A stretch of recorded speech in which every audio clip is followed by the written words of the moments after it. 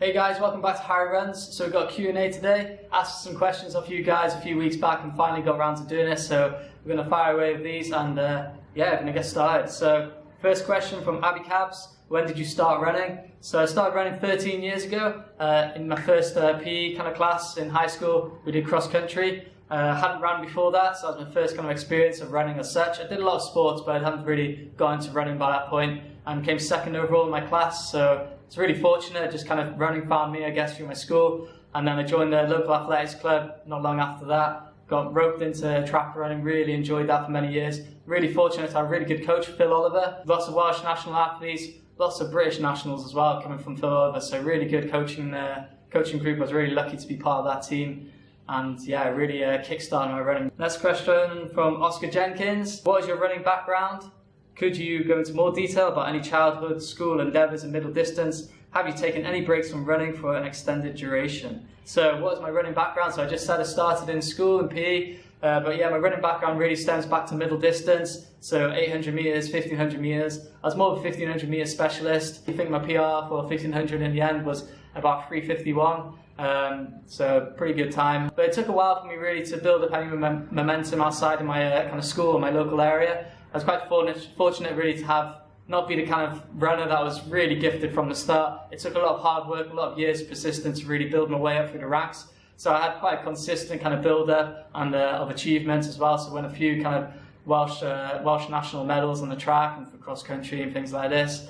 And really fortunate to represent Wales on a number of occasions. But it's just super challenging. I remember every single race I'd just be absolutely on the floor by the end because you're just full of lactic acid. You've really pushed it to the brink. Middle distance, I think, is the best way to start running, especially from a younger age, because it's just that perfect combination of endurance but speed as well. So you really develop yourself as an athlete, and it really kind of stems yourself. It gives you a lot of avenues available as you grow up. With running, you can obviously pursue longer distance events, and for myself, now obviously longer distance trail running events, and just lots of great fun as well at the same time. So middle distance is a good place to start. If you're nice and young now, get yourself to the track, get some good speed endurance in, and go from there. Oscar asked as well, have you taken any breaks from running for any extended duration? So when I was just leaving high school, when I was just finishing up my A-levels, so I was just coming into 18, I had glandular fever, and I'd kind of trained with it for pretty much a whole year before I actually went to the doctors and got diagnosed. I remember I kept having my glands flare up, and I'd have kind of periods of just feeling really drained. But yeah, during the kind of where it really kicked in, I just remember I was in really great shape. I was doing really strong track sessions at the time, kind of roping up for a good season. Things like 10 400s, a minute recovery in like 61 seconds or something. And then I remember just the following week doing the same session and not being able to hit 75 seconds for repetition, which, you know, isn't a slow time in itself, but at the time, which is a big shock to me. And I just remember, yeah, obviously everything just got inflamed, glands are up all over the place. I couldn't run or do anything for 3 months. Had to let my immune system really recover and get over that kind of, obviously, that illness. It's quite serious. So that's probably the longest amount of time I stopped running.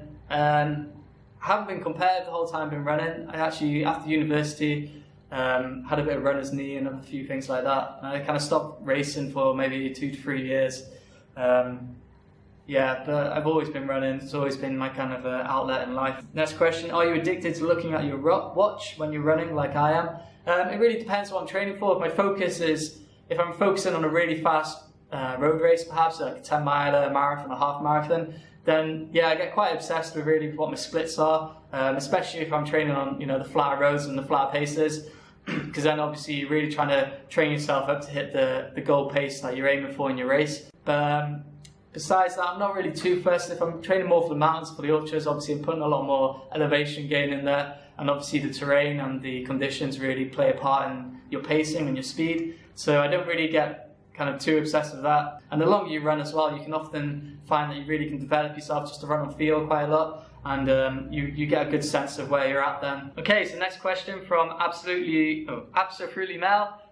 She's a runner herself. You should check her out on Instagram, really good pictures. Do you ever use a heart rate monitor when training? Yes, I do. Haven't used one for a while actually, but it's kind of something I come in through phases. So I'll go through a phase of maybe 6 months or so where I'll be wearing it pretty much all the time, just to try and get more in tune with my zones. I'm just talking about running on feel quite a lot. And obviously if you're wearing your heart rate monitor, it gives you a real kind of scientific basis on what your body is doing, the zones that you're in. because training within zones, obviously with a heart rate monitor, is really beneficial because you can make sure that you're really hitting the paces that you need to really train optimum training zones. So yeah, in terms of heart rate monitor, I definitely go through phases. I'll do probably 6 months, so I'll be wearing it quite frequently, quite a lot, and then maybe I'll even then have 6 months where I don't really wear it too much, maybe just now and again, just to check in to make sure that the pace in terms of my kind of kilometer pacing and my effort feel is tuned in really with what is happening on the inside of my heart. So obviously using the heart rate monitor just to make sure that what I think I'm doing, I'm actually doing in training. What are the benefits, if any, of running with your heart rate in a certain zone? So obviously if you're training with a heart rate monitor, you can really make sure that you are training within specific heart rate zones. When we're talking about heart rate zones, obviously we're not going to go into too much detail right now, but you can have the aerobic zone, tempo zone, like a steady state aerobic zone as well, and then obviously your kind of higher threshold VO2 max kind of area.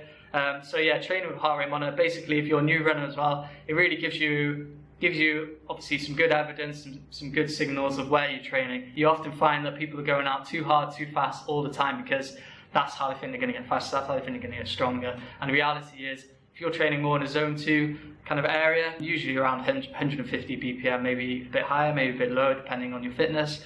If you're training that kind of zone 2 area, then you're going to be building an aerobic zone a lot faster, so increase your endurance, whereas most people kind of end up naturally running a lot faster than this, but not quite as fast for it to be an effective tempo session or interval session. So yes, really useful to wear a heart rate monitor, make sure you're in the right training zone, and definitely recommend any runner to invest in one and to really just get into tune with what the body is doing. And yeah, it doesn't mean you can't run without one, but just now and again it's a really handy tool to make sure that the training you think you're doing you're actually accomplishing, and you're really getting the optimum amount of work and effort and obviously benefits out of every type of training that you're doing. Ralph Cook, what's your attitude towards speed work? Should runners generally try to do a bit more to optimize performance, or should they keep it more limited to prevent injuries and or overtraining? Yeah, so my attitude to speed work, as I said, I've come from a middle distance background, so obviously that meant 2 track sessions a week, a hill sprint session, racing on the weekend. So I come from a history of doing a lot of speed work. I think it depends on the person themselves, depends on what their running goals are. So are they aiming to run a fast 5k, are they aiming to run a fast 10k? This all depends on whether you need to be doing a lot of speed work. But obviously the efficiency and the economy that you gain from doing speed work, and obviously the build-up in your kind of cardiovascular and your lungs as well, is massive. So I think that any runner can really benefit from doing some sort of speed work, some sort of interval, VO2 max, upper kind of threshold training really makes a difference. I would really recommend for anyone, if they're starting with speed work, start slow. Obviously don't give it all everything from your first session, just build it up slowly. And obviously you can play around with that depending on what your goal is, what your goal race is. Make sure you are getting a good warm up, a good warm down, doing some drills, doing some easy strides, and just building up the intensity during the session as well.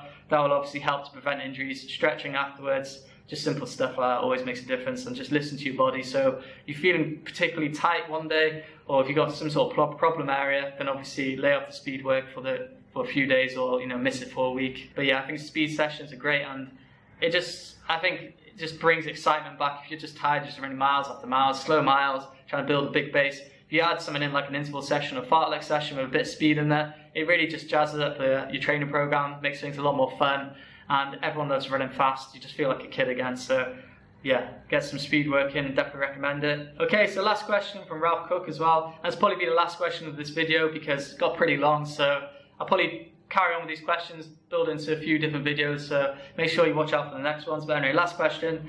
What version of vegan nutrition do you follow, and why might that be an attractive option for athletes? So myself, I'm probably a high carb vegan, I guess. High carb, low fat, so eat lots of carbohydrates, lots of fruits, lots of vegetables. Obviously in Thailand it's pretty hot, it's pretty humid, so eating plenty of fruit just helps with the hydration, helps get the energy in. I feel really efficient on this kind of diet, and really helps me train optimally day in, day out. And then in the evenings, usually I'll eat rice, so some sort of rice meal, so rice, vegetables, curry, obviously some coconut milk in that as well. Yeah, it really changes day to day. Lentils, really depends what I'm cooking up or what I feel like and what I'm doing. Obviously I live quite a busy lifestyle, so I'm training and coaching and teaching. I'm often on the move a lot throughout the day, so yeah, high carbohydrates, feel really good on that. A little bit of fat now and again, no problem. And yeah, just make sure you're staying plenty hydrated, lots of water. Definitely think it's the ultimate diet for endurance athletes or athletes as a whole. I think it's the best way to obviously enhance your performance. You need carbohydrates to really work on optimal kind of energy systems all the time. With obviously all that plant food as well, you're lowering inflammation in your body and it really speeds up recovery. So definitely check it out if you're not already and if you're looking to make yourself a better runner. But yeah, this will be the first of the kind of Q&A videos, guys, so let me know if you enjoyed that. If you've got any more questions as well, pop them down below. I'll probably do some in the future. It's been quite nice just giving these answers and obviously letting you guys know what you want to hear. But yeah, make sure you like this video if you want to see more of it. Subscribe to Higher Runs if you haven't already. And yeah, thanks for watching, guys, and happy running.